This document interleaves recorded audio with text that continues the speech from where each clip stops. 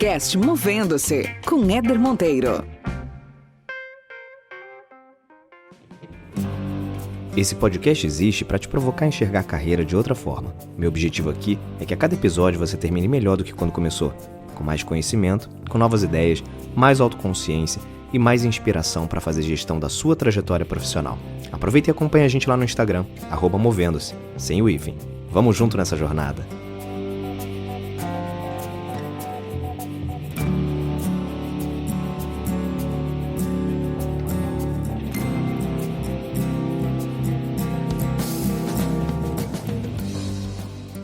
Muito bem, começando mais uma resenha aqui no Podcast Movendo-se. Podcast que existe para te provocar a pensar diferente, para fazer você repensar a forma como tem feito a gestão da sua carreira. E muito obrigado pela sua audiência, você que está ouvindo a gente aí no trânsito, está andando de bike, está lavando louça, está ouvindo no seu computador enquanto trabalha, enfim. Podcast dá para consumir de tudo quanto é jeito, isso é muito bom. E a minha pergunta nessa resenha de hoje é a seguinte: você é uma pessoa autoconfiante? Primeiro, vamos aqui ao significado da palavra autoconfiança. Autoconfiança significa confiança em si mesmo, segurança, é a convicção que uma pessoa tem de ser capaz de fazer ou realizar alguma coisa. E você certamente conhece alguém, ainda que não pessoalmente, que esbanja a autoconfiança. E eu trouxe aqui 2 grandes exemplos para deixar esse tema um pouco mais tangível, para nos inspirar também. E uma das pessoas que eu escolhi deu essa declaração aqui. Tens a convicção que és melhor do que ele. Mas aqui não há melhor nem pior. Cada um faz o seu trabalho, cada um tenta dar o seu melhor. Ambos querem ser os melhores. Então pergunto de outra forma. Quais são... Eu, na minha cabeça, eu sou o melhor.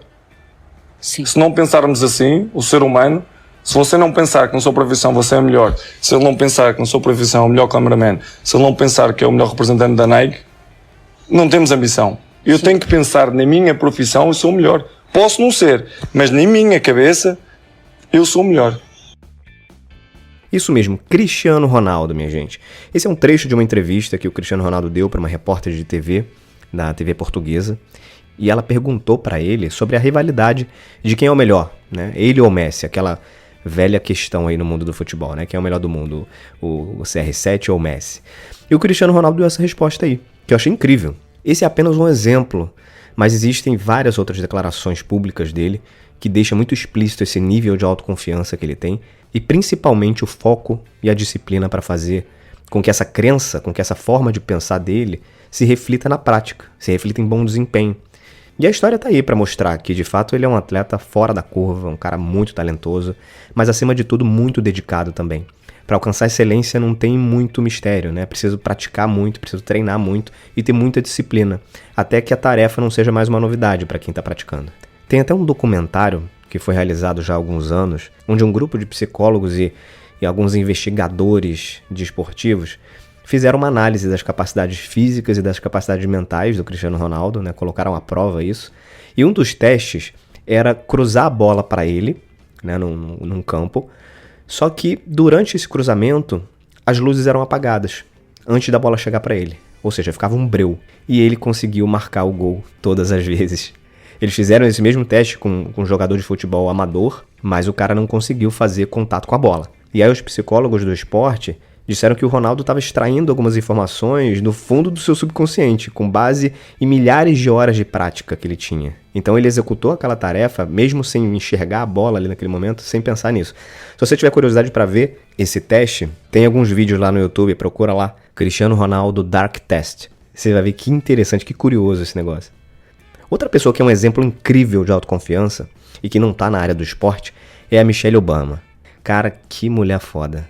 Tem um trecho da biografia da Michelle que mostra um pouco dessa característica dela de autoconfiança e eu vou ler aqui pra vocês esse trecho. É um trecho onde ela conta sobre um período no colégio. Ela estava na fase final do colégio, prestes a definir ali qual era a faculdade que ela ia seguir, e uma orientadora nesse colégio falou algo pra ela que, ao invés de desmotivá-la, deu mais força. Que é algo, inclusive, semelhante com as características do comportamento do Cristiano Ronaldo. Para quem acompanha o futebol, sabe que quando ele é vaiado em campo, criticado, etc., ele tende a performar ainda melhor e algumas vezes ele acaba com o jogo, assim, o cara acaba fazendo mais gol, mais jogadas importantes e decisivas pelo fato de ter sido vaiado ou criticado. Então, é uma característica em comum aí também deles. Mas eu vou ler esse trecho aqui do livro da Michelle para vocês conhecerem. Abre aspas. Quando chegou a hora de pensar nas faculdades, eu tinha interesse em universidades da Costa Leste. Passei um final de semana com meu irmão Craig em Princeton, onde ele parecia ter entrado em um ritmo produtivo de jogar basquete, assistir às aulas e passar o tempo no centro do campus projetado para estudantes de minorias. O campus era amplo e lindo. O edifício era coberto de era. E os amigos do Craig pareciam legais.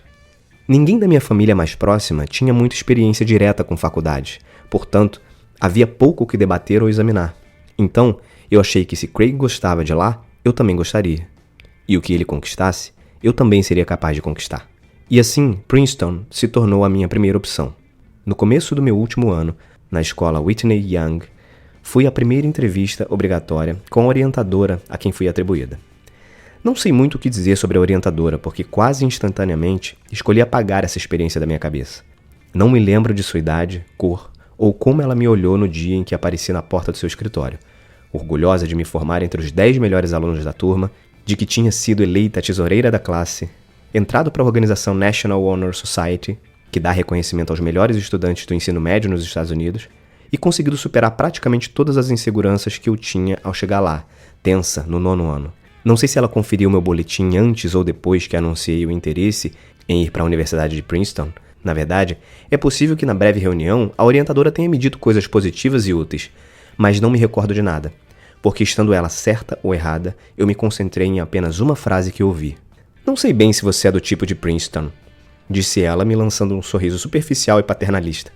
Seu julgamento foi tão ligeiro quanto desdenhoso, provavelmente baseado em um cálculo rápido que abarcava minhas notas na escola e minhas pontuações nos exames para a faculdade. Era uma versão, imagino, do que aquela mulher fazia o dia inteiro e com uma eficiência vinda da experiência, dizendo a alunos do último ano onde se encaixavam ou não. Tenho certeza de que ela imaginava que era meramente realista. Duvido que tenha repensado nossa conversa. Mas como eu já disse, o fracasso começa com um sentimento bem antes de se tornar um resultado verdadeiro. E para mim, parecia ser exatamente o que ela estava plantando. Uma sugestão de fracasso bem antes de eu tentar o sucesso. Ela estava sugerindo que eu baixasse as expectativas. O inverso de tudo que os meus pais já tinham me falado na vida. Caso eu acreditasse nela, sua afirmação teria derrubado minha autoconfiança de novo, ressuscitando o velho bordão: não basta, não basta. Mas 3 anos ao lado dos ambiciosos estudantes de Whitney Young me ensinaram que eu era mais. Não deixaria a opinião de uma pessoa desfazer tudo o que eu achava de mim mesma. Preferi mudar o método sem mudar a meta. Eu me candidataria a Princeton e a outras faculdades da minha escolha, mas sem levar em conta as opiniões da orientadora. Procurei a ajuda de quem realmente me conhecia, o Sr. Smith, diretor assistente e meu vizinho. Conheci meus pontos fortes como estudante e, além disso, confiava os próprios filhos a mim. Concordou em me dar uma carta de recomendação. Naquele dia, ao sair da sala da orientadora, eu estava furiosa. O ego ferido mais do que tudo. Naquele momento, meu único pensamento era: vou mostrar a você. Então me acalmei e voltei ao trabalho. Nunca achei que entrar na faculdade seria fácil, mas estava aprendendo a me concentrar e a ter fé na minha própria história. Tentei contá-la inteira na redação de admissão. Em vez de fingir que eu era muito intelectual e achava que me daria muito bem dentro das paredes cobertas de era de Princeton, escrevi sobre a esclerose múltipla do meu pai e a falta de experiência da minha família com a educação superior. Assumi o fato de que estava tentando algo difícil. Dada a minha história, tudo o que me restava fazer era tentar. E no fundo, eu imagino que eu tenha mostrado àquela orientadora. Pois 6 ou 7 meses depois, uma carta chegou à nossa caixa de correio na Euclid Avenue, me oferecendo uma vaga em Princeton. Naquela noite, meus pais e eu comemoramos, pedindo uma pizza na Italian Fiesta. Liguei para Craig e contei a novidade aos berros. No dia seguinte, bati à porta do Sr. Smith para contar que tinha sido aceita e agradecer por sua ajuda. Nunca fui até a orientadora para contar para ela que ela estava errada. Que eu fazia o tipo de Princeton, sim. Não teria mudado nada para nenhuma de nós. E no fim, eu não precisava mostrar nada. Estava apenas mostrando a mim mesma. E aí, demais, né? Esse trecho foi tirado do livro Minha História, que é a biografia da Michelle Obama, foi lançado, se eu não me engano, em 2018, há 2 anos atrás. E é ou não é incrível essa mulher, gente? E uma coisa super interessante da história da Michelle Obama é que ela cita nessa biografia dela que na casa dela, os pais dela tiveram um papel muito importante nesse processo de autoconfiança dela. Sempre fizeram ela acreditar que ela podia, que ela conseguia, que ela era forte, que ela era determinada. E isso, gente, se você que está me ouvindo é pai ou mãe, ou se você pretende ter filhos, o nosso papel paterno ou materno nesse sentido de gerar autoconfiança em uma criança desde cedo, né, para que se torne adultos confiantes, isso é muito importante. Existem muitas pessoas que carregam uma ausência de confiança, de autoconfiança, e quando você vai investigar um pouco, lá na infância não tiveram muitos incentivos a pensar de forma confiante. Isso, sem dúvida, faz muita diferença. E é isso, meus amigos, 2 ótimos exemplos sobre autoconfiança, que é uma característica fundamental para o progresso de carreira, para a gente manter o foco, manter a disciplina. É uma habilidade que qualquer pessoa pode construir, essa é a boa notícia. E isso, gente, tem muito a ver com o modelo mental, com a forma com que a gente projeta os nossos pensamentos. Não sei se você já ouviu falar de profecia autorrealizável. Já ouviu falar essa expressão? O que é profecia autorrealizável? Quando as pessoas esperam ou acreditam que algo vai acontecer, elas agem como se a profecia ou aquela previsão já fosse real. E no fim das contas, a previsão acaba se realizando efetivamente. Ou seja, quando essa profecia é assumida como verdadeira, mesmo que não seja, ela pode influenciar o comportamento das pessoas. Seja por medo, enfim, de modo que a reação e as atitudes dessa pessoa acabam tornando a profecia real. Já dizia o Henry Ford, criador da marca de carros Ford, ele dizia o seguinte: se você acredita que você pode algo, você tem razão, você está certo. Se você acredita que você não pode, você também tem razão. Por que isso, gente? Porque a nossa crença em alguma coisa, ela acaba moldando as nossas ações. É como se a gente já fosse trabalhando para que aquela crença fosse confirmada. E nossa mente é capaz de coisas incríveis. Quando a gente tem o controle dela, quando a gente entende que a frase "o poder está dentro de você" não é só uma frase motivacional ou um daqueles clichês, e que de fato o controle pode estar sim com a gente passa a olhar a autoconfiança de forma diferente. Pessoas autoconfiantes são também profissionais autoconfiantes. E esses, sem dúvida, estão muito mais preparados para conduzir suas carreiras para o caminho que eles acham mais adequado para si, e são pessoas realmente donas de suas carreiras. É isso, vou ficando por aqui. Se você gostou dessa resenha, compartilha com outras pessoas. Se quiser indicar algum tema também para uma resenha futura, é só mandar mensagem lá pelo Instagram, @movendo-se, tudo junto, sem o hífen, ou pelo e-mail eder.monteiro@movendo-se.com. Fechado? Beijos e abraços, até mais!